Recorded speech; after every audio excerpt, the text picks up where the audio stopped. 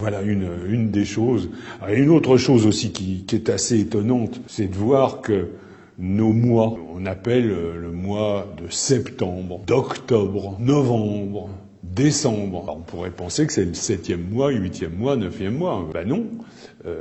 Octobre, justement, c'est le 10e mois. C'est assez curieux. En fait, ça vient du calendrier romain, donc, qui lui est un héritier, justement, du calendrier égyptien. Et donc, Jules César a eu la bonne idée, donc, d'aller à Alexandrie et de copier, finalement, le calendrier égyptien. Il en a fait le calendrier julien, qui est un calendrier génial. Vraiment génial. Alors, ça a commencé au mois de mars, comme le calendrier romain d'avant. Mars, avril, mai, juin, juillet, août, septembre, c'est bien le 7e mois, octobre, le 8e mois, novembre, 9e mois, décembre, 10e mois, et le dernier mois, étant le mois de février, eh ben, c'est là où il ajoutait un jour tous les ans. Le premier mois devait avoir 31 jours, le deuxième mois 30, 31, 30, 31, etc., jusqu'au bout. Et à la fin, 30, et tous les 4 ans, 31. Parfait. Puis il meurt avant d'avoir vraiment tout réalisé son truc. Et du coup, et en plus de ça, ça fait un gros scandale, parce qu'il avait perdu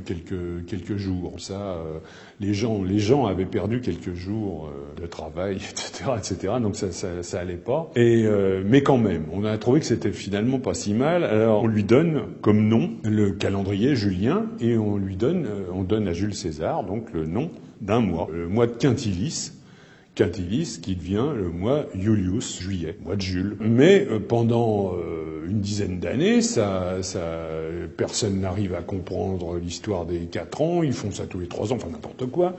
Et puis finalement, ça ne va pas. Et c'est Auguste qui reprend le calendrier à son compte et qui dit bon bah très bien, on va remettre ça bien, et à partir de là, ça sera intangible et on va faire ça très très bien. Donc effectivement, c'est ce qu'il fait. Mais les marchands disent ah oui mais non, nous on veut pas commencer comme les militaires l'année avec Mars. Nous les marchands, on commence avec Janus, avec le dieu Janus, c'est-à-dire celui qui regarde à la fois le passé et l'avenir.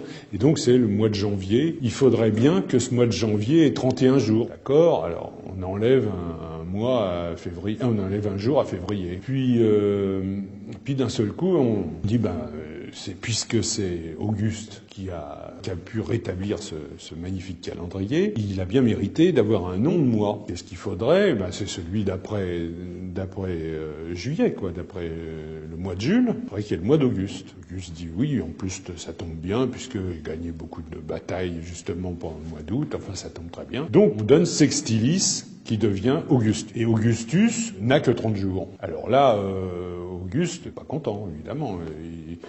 Jules César a un mois de 31 jours, et lui, il n'aurait qu'un mois de 30 jours, c'est pas possible. Donc il rajoute un jour. Pour ça que août a 31 jours. Et évidemment, on en enlève encore un autre à février.